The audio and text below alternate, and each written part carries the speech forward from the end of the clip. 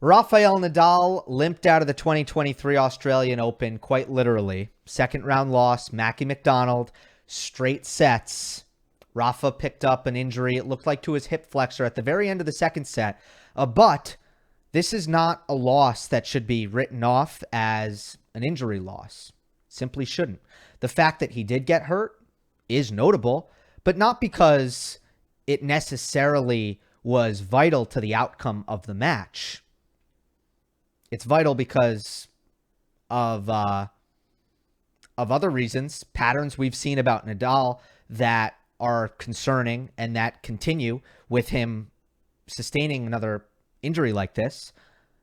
But Mackie McDonald was the better player leading up to the time of the injury. He had won the first set.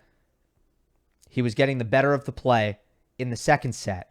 And Rafa was going to need to turn that match around in order to win it.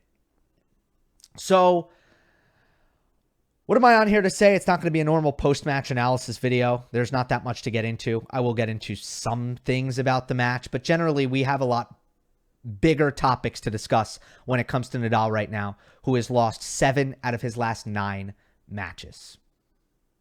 It is time to be concerned that Rafa will never get to the level again that he was able to achieve in the first half of 2022.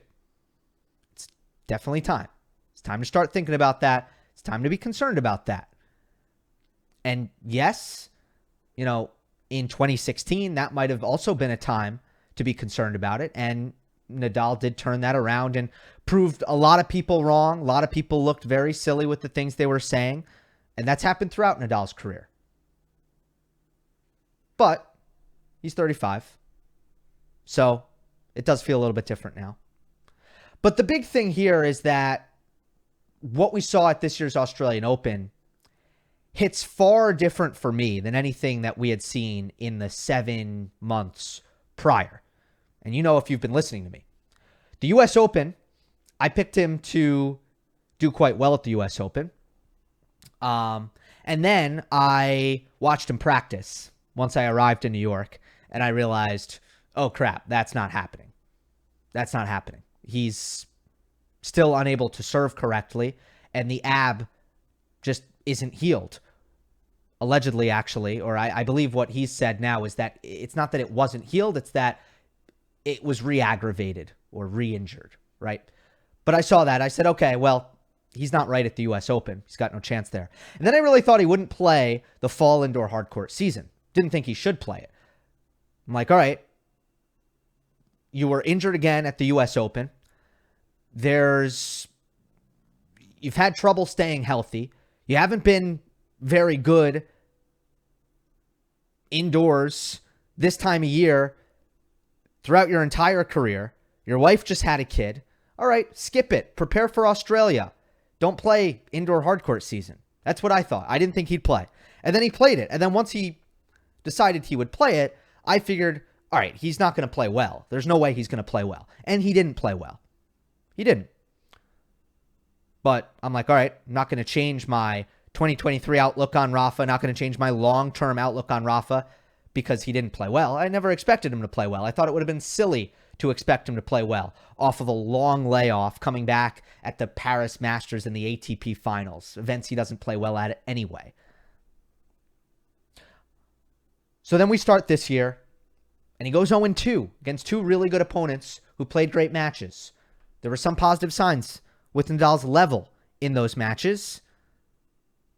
Served horrendously for the most part, but there were also some positive signs. At the same time, you're 0-2. Where's Nadal's confidence going to be at come the Australian Open?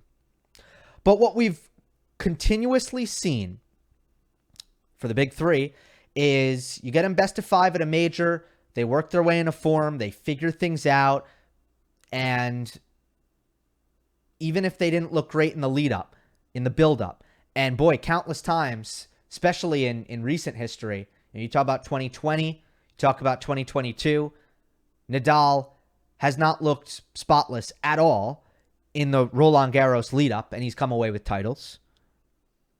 Australian Open 2022, didn't think Nadal looked great in the lead up, hadn't played the last 6 months, right? So it's just you wait for the major. Historically, that is the smart thing to do. You don't make big judgments on a guy like Rafa Nadal until you reach a major, and then you see how it plays out.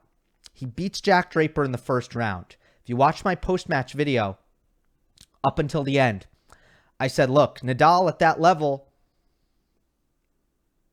probably can't beat Mackie McDonald. He's going to have to play better, or he will lose to Mackie McDonald, who has very, very, very little history of pulling off victories against the likes of a world number 2.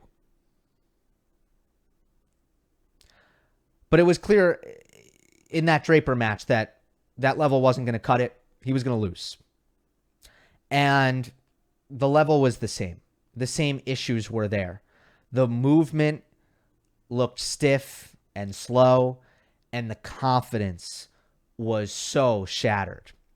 2 break points in the first set against Mackie, and one of them he got a second serve and shanked a forehand return. The other one he got, because McDonald, I think he was serving for the set. McDonald hit a nervous and slow first serve that he didn't hit his spot either. It was slow and he didn't hit his spot, and Nadal shanked the backhand return. Didn't even hit the strings. Twice, break point, routine returns. He was so in his head. He was so in his head at this Australian Open. So, ultimately he looked way off both physically and psychologically. And I don't know that we've seen this. He was healthy. He had a full build-up, and he just couldn't figure it out here. So with that, it is time to be concerned. Much more so than I thought you should have been over the course of the last 7 months. Now, a couple things on Mackie. Just want to give him his due. Lights out tennis for McDonald, all right? But McDonald is amazing when the ball is in his strike zone. He's amazing. Like, when he's not forced to hit the ball shoulder height or above or knee level and below, he's an extraordinarily clean ball striker. He likes to come very, very, very flat through the contact zone, through the hitting zone. And as a result, when it's up high, he's not as effective. When it's down low, it's not as effective. But when it's there, it's there. And it just felt like Nadal's play from the baseline was playing right into McDonald's hands, especially off of the forehand side, where Rafa was playing very, very spinny, not getting much speed or flat penetration through the court. But these conditions, they were very, very low bouncing. Now, we have seen in the last couple days a lot of outdoor tennis at the Australian Open in extreme heat. And when it is hot outside, the ball, the air in the tennis ball expands and the ball bounces a lot more. And even in the hot conditions, these courts seemed low bouncing. Well, they closed the roof here. They closed the roof, and all of a sudden, it's cool inside Rod Laver Arena. It's not even hot anymore. Suddenly, we have conditions that were low bouncing when it was hot, and now it's cool. Now it's really low bouncing. It felt like, here's what the baseline rallies looked like. Every shot that Nadal hit, because McDonald plays so low and flat, every ball that Nadal hit seemed at his knees or below. Every ball that McDonald hit was right at his chest, where he loves it.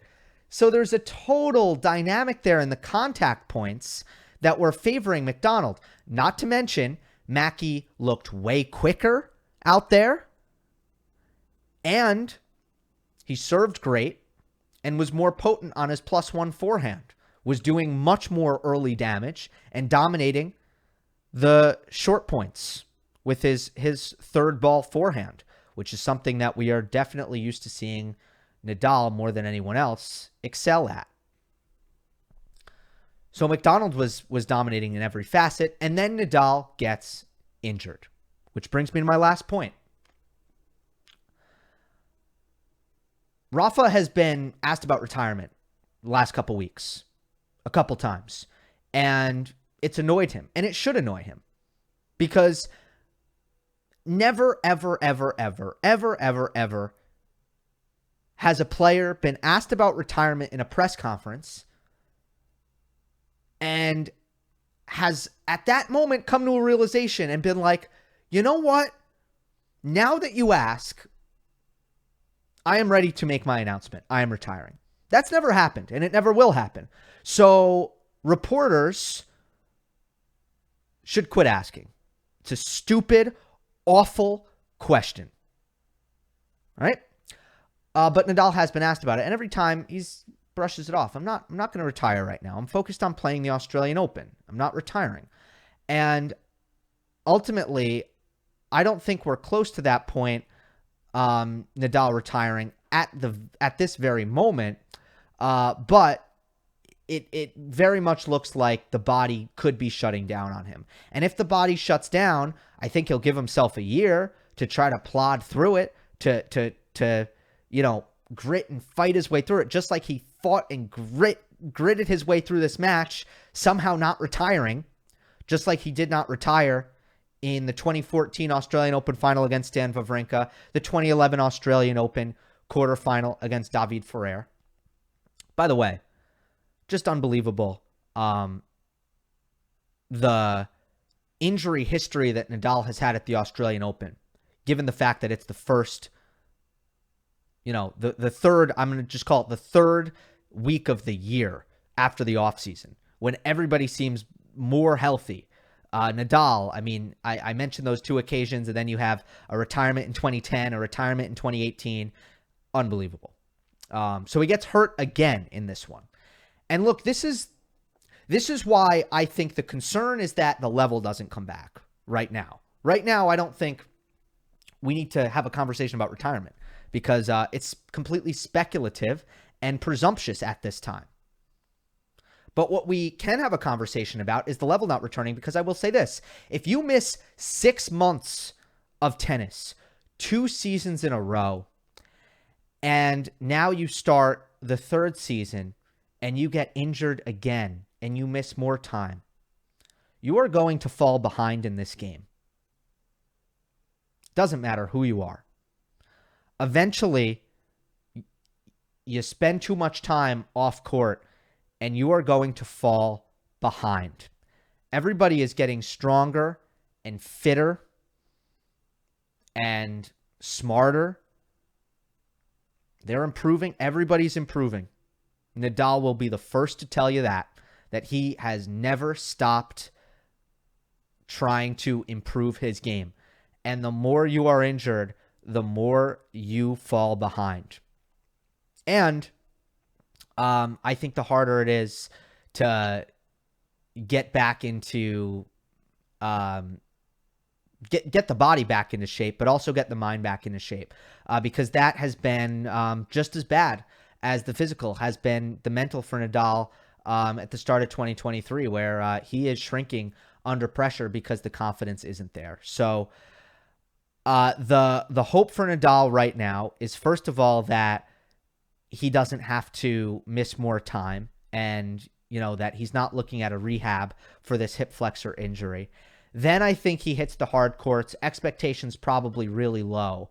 At this point, it's mostly about hoping that the clay brings its magical healing powers once again, because that is one thing that we have seen in the past, is Nadal looks down and out, the body looks broken, and the clay brings it back. That is where my head is at right now when it comes to Rafa Nadal. And congratulations to Mackie for a really, really awesome victory as well. Hope you enjoyed. Don't forget to subscribe. I'll see you next time.